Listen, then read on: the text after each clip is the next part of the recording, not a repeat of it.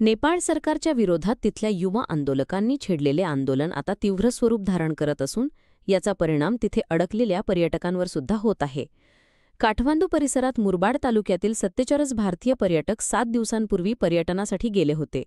मात्र हिंसाचार सुरू झाल्यानंतर पशुपतीनाथ मंदिर परिसरात ते अडकून पडले, तर 65 भारतीय पर्यटक हे पोखरण परिसरात अडकलेले आहेत।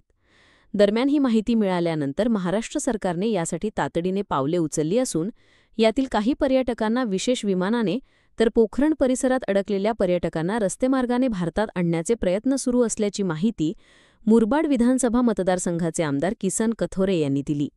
या संदर्भात मुख्यमंत्री देवेंद्र फडणवीस यांच्यासोबत किसन कथोरे यांचं दूरध्वनीवरून बोलणं झालं असून लवकरात लवकर नेपाळमध्ये अडकलेल्या नागरिकांना भारतात आणलं जाईल असं आश्वासन आमदार कथोरे यांनी दिलं आहे। आमदारांच्या या प्रयत्नांमुळे नेपाळमध्ये अडकलेल्या मुरबाडवासीय पर्यटकांना मोठा दिलासा मिळाला आहे।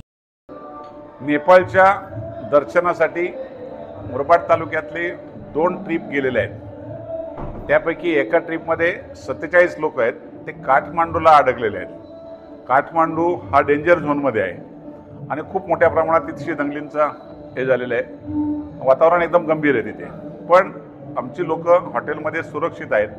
त्यांच्याबरोबर सतत माझं व्हॉट्सअपवरून बोलणं चालू आहे।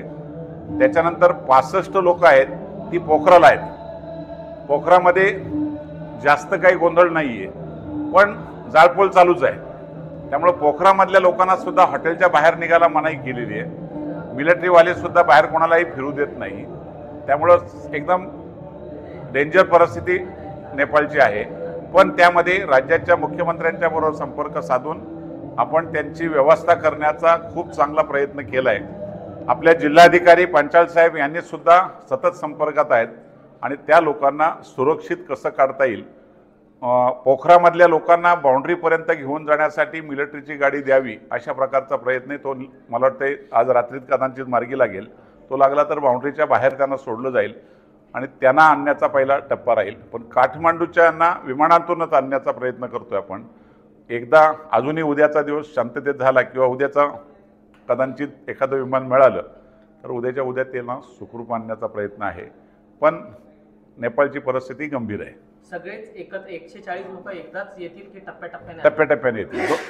2 टप्पे होतील। या बातमी संदर्भात तुमच्या प्रतिक्रिया आम्हाला कमेंटच्या माध्यमातून नक्कीच कळवा आणि अशाच प्रकारच्या बातम्या पाहण्यासाठी लोकशाहीचा चौथा आधारस्तंभ लोकतंत्र या वाहिनीला लाईक, फॉलो आणि शेअर करायला विसरू नका।